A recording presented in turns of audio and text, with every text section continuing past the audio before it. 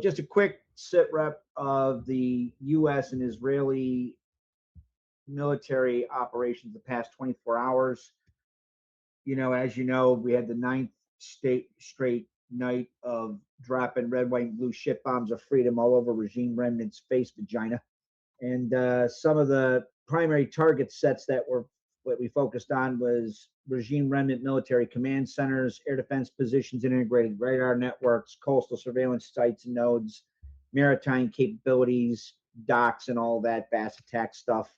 Missile and drone launch sites and communication network. I mean, again, it's very much seed and shaping operations. The main focus or strikes of our strikes, as per open source intelligence, CENTCOM, and other assets, to Briz, right? So East Azerbaijan, northwest Iran, and at least one fatality was claimed by regime remnants, mostly the strategic significance underground IRGC missile infrastructure hub. I'm probably going to mispronounce this. Hormozgan, critical Strait of Hormuz coastline. So Sarik, Jask, Hijabat, not going to pronounce it. Bandar Abbas, Keshem Island, etc. They're very much going after power and infrastructure issues, particularly dual purpose infrastructure that would be used to power radar and anti-ship missiles and all this other stuff. Sistan and Baluchistan. So Kanarak and Chabahar, key port cities, major port maritime surveillance hub. We have Bashir, so Dashti and Kormoj. I tried. Very much going after their power facilities to, again, reduce the regional military infrastructure support. So like logistics, if you don't have power, you can't have, it becomes harder to have logistics. And Khuzestan, so Bandar Mashar and Bandar Imam Khomeini port cities, again, they're key southwestern port facilities. It extends our campaign to additional port infrastructure and supports broader efforts to degrade broader maritime capability. So the munitions we used primarily in platforms, they're primarily, strike aircraft, land and sea-based fighter aircraft. We had some drones and unmanned and autonomous elements mixed in, naval vessels, surface and subsurface, naval platforms launching precision strike munitions. Most munitions were probably GPS guided GBUs or GPS guided general purpose bombs. I say GB, and forgive me. To conserve critical munitions. Overall mix in like the campaign pattern, it's combined air, drone, and naval assets. Very much looking to further degrade the regime remnants' capabilities and set us up for any number of options that are probably going to be coming soon. And I cannot wait when they do. That's pretty much it in a nutshell. Short, fast, and sweet. All right. Thank you, Jeffrey. Monkey has a response. Yes, I wanted to show a little bit of the layout. I would like, if I could, to share a map that I was showing Armin, if I can, instead of myself. If that's at all a possibility. Yes. Let me see. All right. Can you guys see this? Yes. Okay, so this is a map of the forces we have in the area. We have 29 ships, 20 to 22,000 personnel, 8 to 9,000 land troops. At the touch of the button, that can become 18 to 19,000 because we could drop 10,000 like at the drop of the hat. We have around 800 to 1,200 vehicles, 18 hovercraft, 110 combat jets, 85 helicopters, 24 to 28 Ospreys, 300 to 600 drones. There's different types of drones, so where that's kind of like up in the air, but very much possible. And 350 to 425 pilots around there, 427. So we got a lot of forces in the area, and we see it shaping operations all over the South. Now, if you were to take the South and start taking cities and start vetting and training people all over the South, Do you have to train them all for combat? Can some people just be trained in logistic if they've been well vetted, so they can have the cities, organized and supported locally? What can be done to go up from the bottom to the top? Because once you show this point out, they don't got no money from the top, and they have very little supplies if you're cutting off all their power plants. Once you get up here, the main mission that we wanted, the reason that we came up here, we could take Isfahan, oh my God, Pickaxe Mountain, and the other one, and make them our bases, make a deal with the transitional government here, and then we just have a deal where we start working with companies over here, we start taking all over the South, and we just nip this in the bud, just get rid of the IRGC. Right? So this is the plan that I would put forward. If we're going to have a long view in America about stability in the region, this would lead to a lot of stability in the region, right? And you'd have a place to have our bases without having to talk to all these Europeans about having bases. And I think the transitional government will welcome us.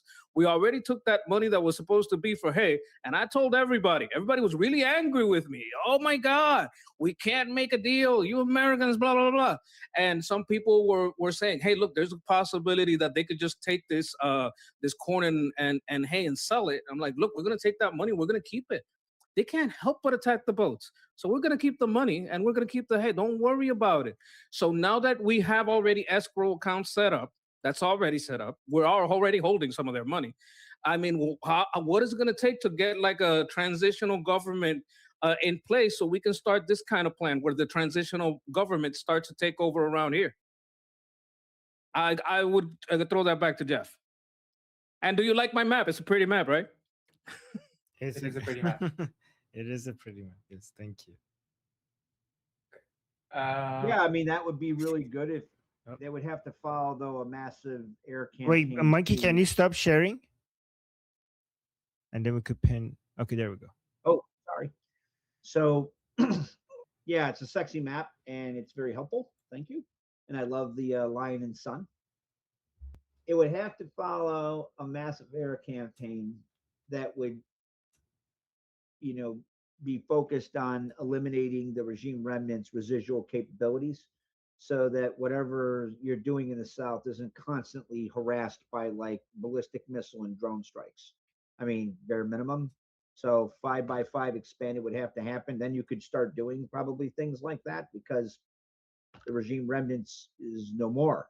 I mean, as far as like, I don't want to say a national political body because that denotes that they have some kind of legitimate ownership or control over the state of Iran. I mean, I'm saying as like a regime body, they'd be done. So yeah, I mean, that is very, it's very helpful. Thank you, Sketch.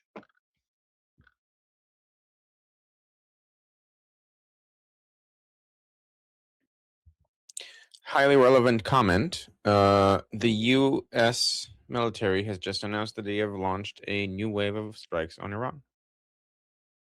Oh, wow. What? Okay. Do you have links for us? No, it's just an announcement. I'm seeing it on Telegram. But that's basically like we started a new wave. It just felt apropos for the topic of discussion. Who announced it? CENTCOM? I think so. I'm not seeing the message itself. I'm seeing like a paraphrase by an Israeli journalist. So I'm not sure exactly what the announcement was, but like exactly what it looked like. But it's like from 5 minutes ago. And this is someone who does like Okay, it's breaking CENTCOM. news. I got the statement. It's CENTCOM 19 minutes ago. We made a post 8 minutes ago. So Okay. CENTCOM just posted this. Today at 4 p.m. Eastern Time, U.S. forces began a new round of strikes against Iran at the Commander-in-Chief's direction. The strikes are designed to further degrade Iranian military capabilities used to attack commercial shipping in the Strait of Hormuz. By the way, the reason why they went all the way up to Tabriz was, I think you guys already know, because those were the bases where they were using. Those were where the launchers were, where they were heading Jordan. So that's why they went all the way up north to hit those targets. Thank you, Guy, for the breaking news. Okay. Shana? Oh, I just wanted to point out really quick. This was Mansour's. He's a Drew's guy. He does military analysis. He pointed out earlier today that FIFA, whatever it is over, and so maybe that's another reason why the military strikes are going up again, because the World Cup, it's not happening, like it's done. So he can kind of he doesn't have to like court public opinion as strongly. He can kind of go in hard. I think that he needs to have this done by October, though. Whatever it is, this is going to be. I think it needs to be done by October. It's still pretty unpopular with voters, particularly lower income voters. They are afraid that their prices are going to go up. I'm not saying they're correct. I'm just telling you what the polls say they're afraid of. My name is Armin Navabi. I'm an Iranian political analyst with decades of experience fighting the Islamic regime inside and outside of Iran. Make sure you follow me for more, and also make sure you join our discussion group. I'm there almost every single day.